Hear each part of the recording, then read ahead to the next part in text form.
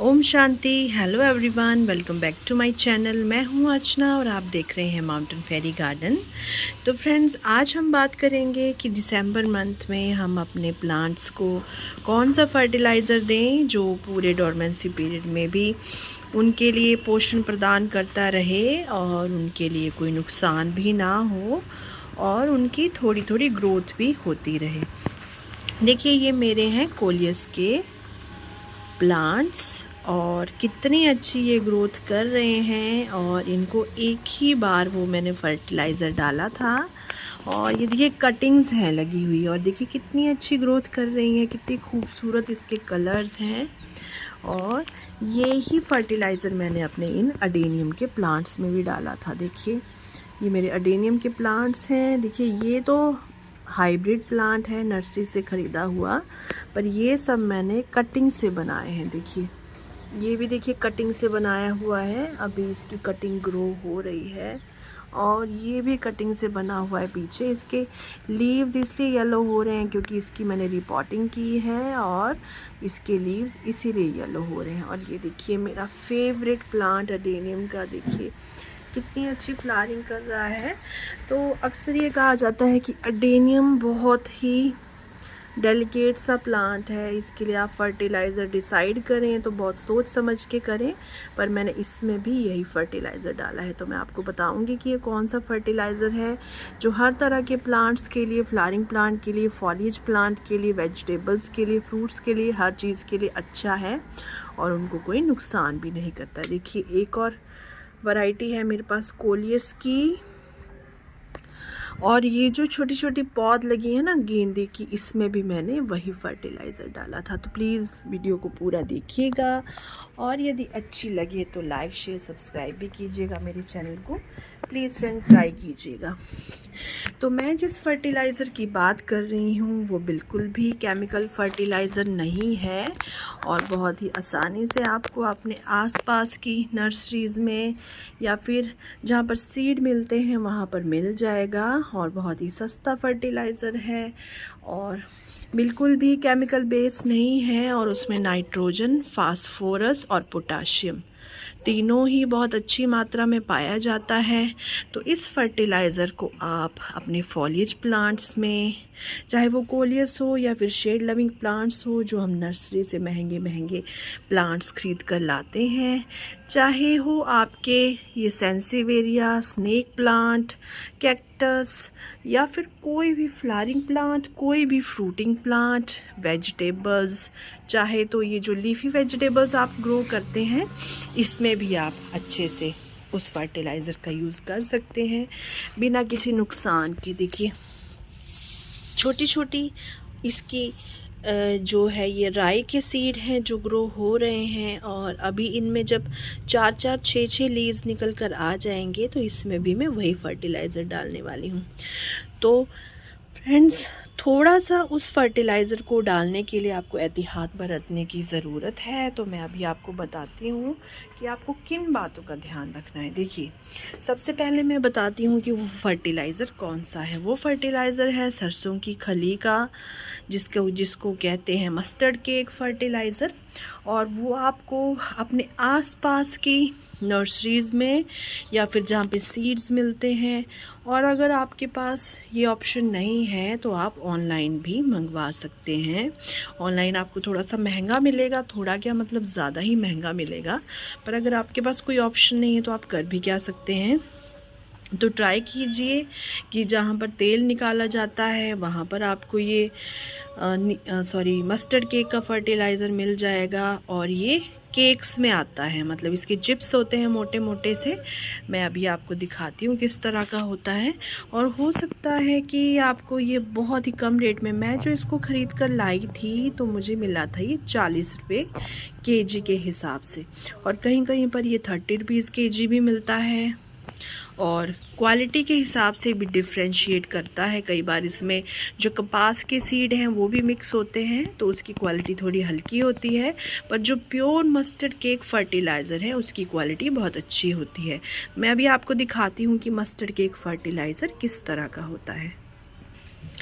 देखिए, ये है मस्टर्ड केक फर्टिलाइज़र वैसे तो आप सभी लोग जानते हैं, पर मैं उन लोगों को बताने की कोशिश कर रही हूँ जो इसके बारे में नहीं जानते हैं और जो इसका यूज़ भी नहीं करते हैं। बिगिनर्स के लिए मैं बात कर रही हूँ। वैसे तो मैक्सिमम लोग इसके बारे में जानते ही होंगे कि मस्टर्ड केक फर्टिलाइज़र हमारे प्लांट्स के लिए, वेजिटेबल्स के लिए, फ्रूट्स के लिए, फॉलिएज के लिए कितना अच्छा फर्टिलाइज़र है। तो ये मेरे पास 2 साल से पड़ा हुआ है। इसकी कंडीशन कुछ इतनी अच्छी नहीं है, मतलब ये थोड़ा सा पुराना हो चुका है और इसीलिए मैंने आज इसको धूप में डाला है ताकि इसको अच्छे से धूप लग जाए। और इसका यूज़ सिर्फ मैं अपने वेजिटेबल्स के लिए ही करूँगी। इसका रीज़न भी मैं आपको अभी बताती हूँ। देखिए, ये ग्रो की है मैंने अपनी कुछ लीफी वेजिटेबल्स। ये मेथी है और राई भी ग्रो की है और धनिया भी ग्रो किया है। तो इस वेजिटेबल के लिए तो इस फर्टिलाइज़र की इतनी कोई नीड नहीं है, क्योंकि आप जो इसमें वर्मी कंपोस्ट या गोबर की खाद डालते हैं उसमें इतना नाइट्रोजन होता है कि लीफी वेजिटेबल्स के लिए वो सफिशेंट होता है।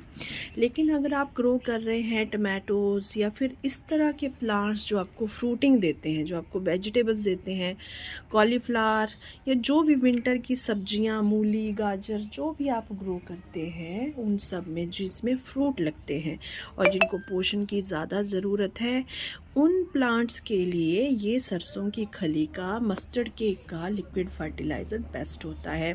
एक तो आपको बहुत कम मेहनत करनी पड़ती है। आप इमेजिन कीजिए कि अगर आपने एक पॉट या ग्रो बैग आपने भर रखा है मिट्टी से, कंपोस्ट से, और उसमें आपने प्लांट लगा लिया है, तो आप ऊपर से उसमें और कितनी खाद ऐड कर सकते हैं? नहीं कर सकते हैं। थोड़ी बहुत ही आप खाद ऐड कर सकते हैं और ज़्यादा खाद ऐड करना पॉसिबल नहीं होता है क्योंकि इतना स्पेस उसमें नहीं होता है।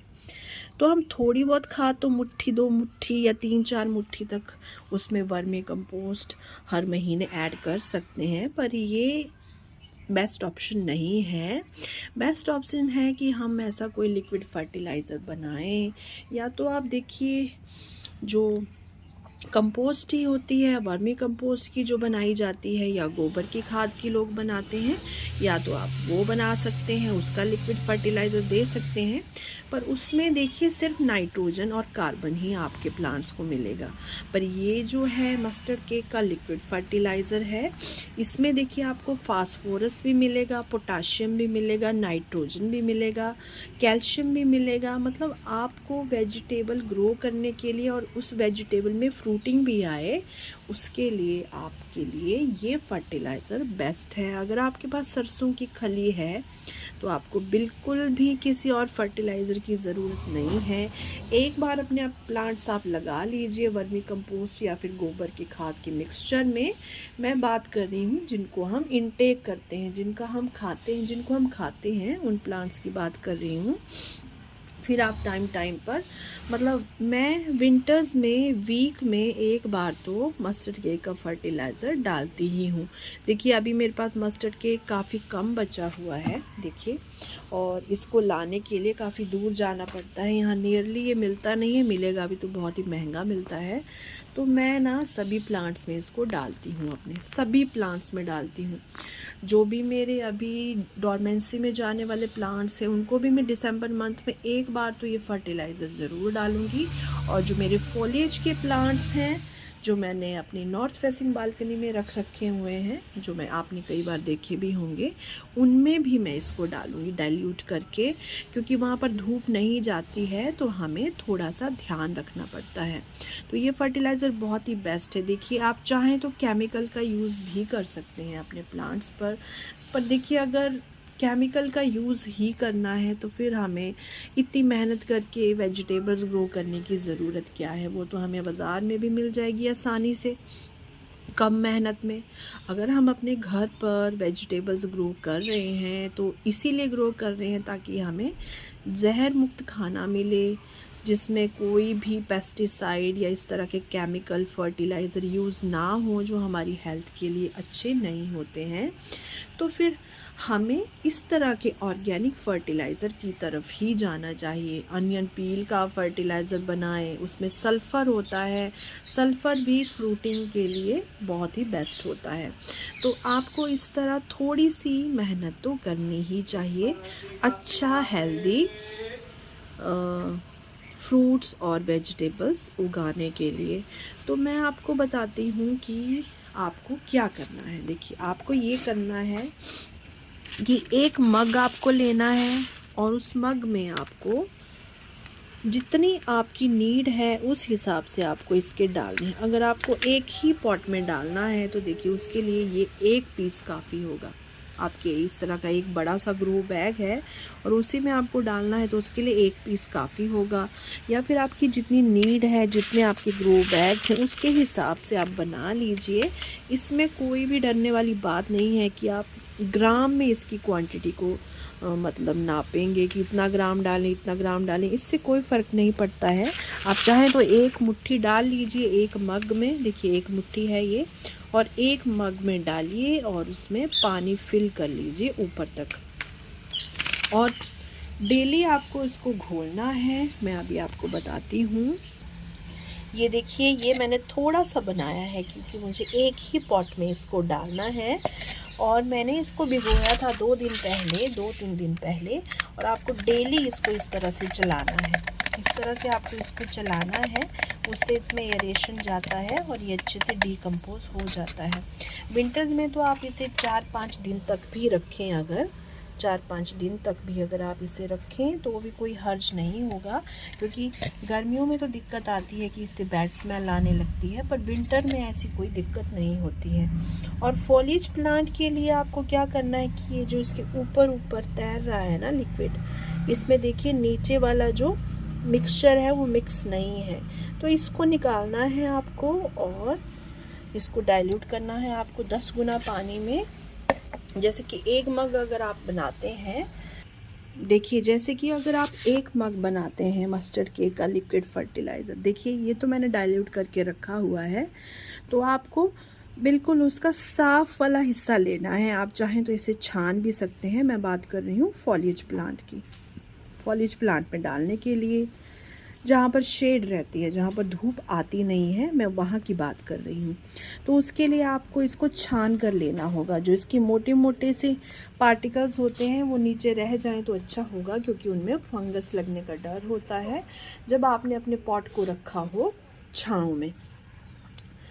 तो उसके लिए आपको इस तरह का, देखिए इस तरह का कलर आना चाहिए, इतना आपको डाइल्यूट करना है और आपको अपने फॉलिएज प्लांट्स में डाल देना है।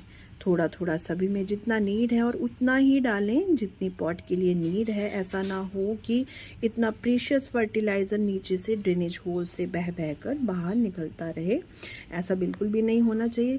चाहे तो थोड़ा कम भी डालें तो चलेगा, पर ओवर वाटरिंग नहीं होनी चाहिए और वो बहकर नीचे से वेस्ट नहीं होना चाहिए। और अगर बात करें हम जो प्लांट्स आपने सन में रखे हैं, जो सारे दिन की धूप में रहते, देखिए अडेनियम में भी ना मैं इसी फर्टिलाइज़र को डालती हूँ। जो मैं बनाती हूँ ना लीफी फॉलिएज प्लांट्स के लिए, उसी को मैं अडेनियम में भी डालती हूँ, क्योंकि अडेनियम में भी फंगस लगने का डर रहता है।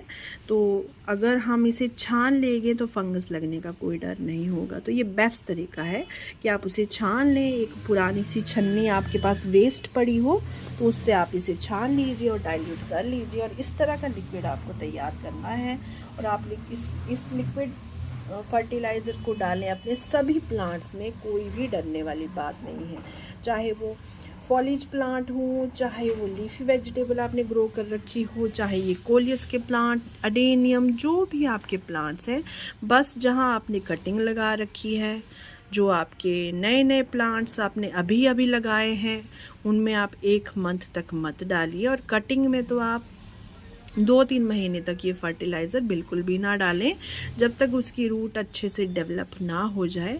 और अदरवाइज़ आप सभी प्लांट्स में, मैं तो ये देखिए जो मेरे स्नेक प्लांट्स हैं, जो मेरे ये सेंसिवेरिया के प्लांट मैंने रखे हुए हैं पैराफिट वॉल पर, और ये देखिए मेरे कैक्टस, मैं लगभग सभी प्लांट्स में, लगभग क्या मतलब मैं सभी प्लांट्स में इसी फर्टिलाइज़र का यूज़ करती हूँ।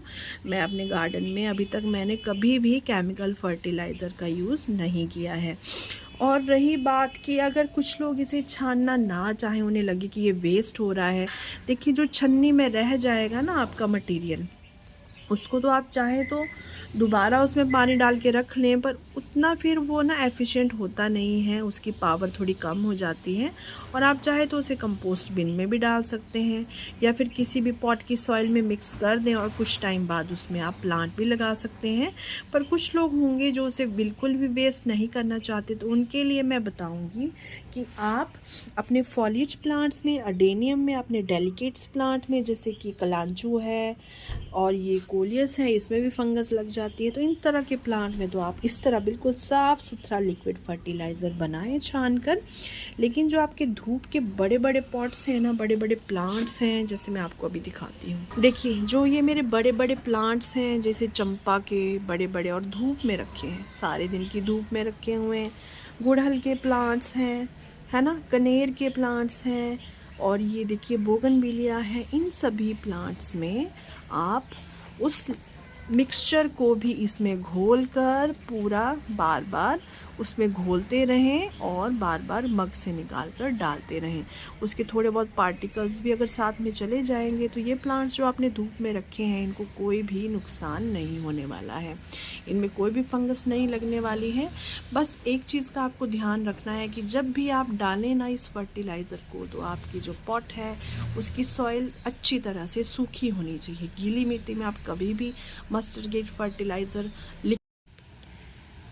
देखिए इस तरह की आपकी सॉइल होनी चाहिए, सूखी, बिल्कुल ड्राई। देखिए बिल्कुल सूखी सॉइल है, और इस तरह की सॉइल जब आपकी पॉट में हो ना, तभी आपको इस लिक्विड फर्टिलाइज़र, मस्टर्ड केक के लिक्विड फर्टिलाइज़र का यूज़ करना है।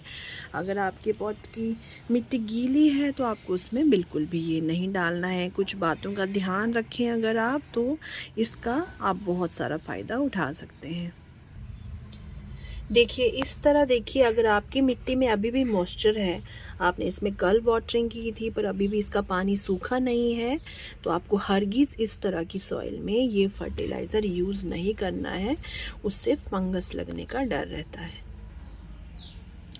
फिर भी अगर आपको और भी एहतियात बरतनी है, तो जब आप इस फर्टिलाइज़र का यूज़ कर लें तो एक दिन के बाद आप अपने पॉट में अच्छी तरह से गुड़ाई कर लें। देखिए इस तरह से आप मिट्टी को लूज़ कर लें, इसकी अपर लेयर 3-4 इंच की अपर लेयर पे गुड़ाई करें अच्छे से। उससे क्या होगा कि अच्छे से एयरेशन मिलेगा और जो सॉइल है उसको सूखने में मदद मिलेगी। देखिए गर्मियों में तो इस तरह की कोई दिक्कत आती नहीं है, हमारी पॉट की सॉइल हमेशा सूख ही जाती है।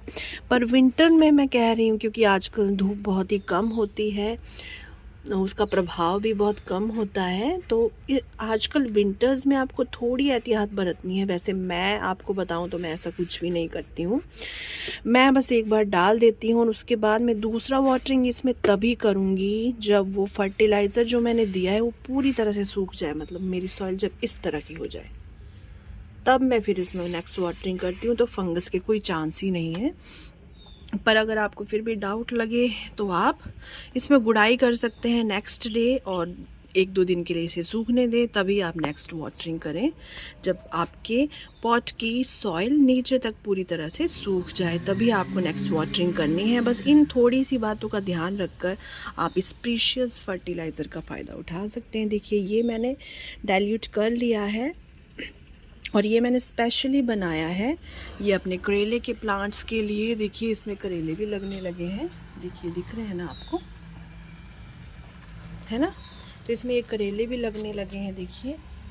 तो इसमें मैंने ना खाद थोड़ी कम ही डाली है, उस टाइम मेरे पास खाद नहीं थी तो इसलिए मैंने कम ही खाद डाली थी। और अब देखिए इसमें खाद ऐड करने का बिल्कुल भी ऑप्शन नहीं है, बिल्कुल भी स्पेस नहीं है। कुछ मैंने इसमें सीड्स भी साइड में फ्लावर्स के, मेथी के वैसे ही डाल दिए थे, वो भी ग्रो हो रहे हैं, तो इसमें बिल्कुल भी ऑप्शन नहीं है। तो अब हम इसको लिक्विड फर्टिलाइज़र देंगे हर हफ्ते, एवरी संडे मैं देती हूँ, और उसी से ये मेरा प्लांट अच्छे से फ्रूटिंग करेगा और अच्छे से ग्रो भी करेगा। तो देखिए ये मेरा फर्टिलाइज़र है और ये इस तरह से मैं इसमें डाल दूँगी। देखिए ये 1 मग, ये 2 पॉट्स, ये है 14 इंच की, 14 से 15 इंच के पॉट्स हैं, 14 से 15 इंच के ये पॉट्स हैं। और ये 1 मग को मैंने हाफ डाला है दोनों पॉट्स में। हमें इतना भी नहीं डालना है कि वो वेस्ट ही हो जाए, ठीक है, जितना ज़रूरी है उतना ही हमें डालना है। ये देखिए एक मग मैंने, ये मेरे 2 पॉट हैं 14 से 15 इंच के, इनमें हाफ डाला है, तो ये इसके लिए सफिशिएंट होगा। और अब मैं नेक्स्ट वाटरिंग इसमें तभी करूँगी जब इसके मुझे ऊपर की 3-4 इंच, जब इसके ऊपर की 3-4 इंच की लेयर जो अच्छे से सूख जाएगी, तो अब मैं नेक्स्ट वाटरिंग इसमें तभी करूँगी। और इसमें देखिए गुड़ाई करने का तो स्पेस भी नहीं है, तो प्लीज़ कुछ एहतियात बरतें और इस फर्टिलाइज़र, मैजिकल फर्टिलाइज़र का यूज़ करें अपने प्लांट्स में।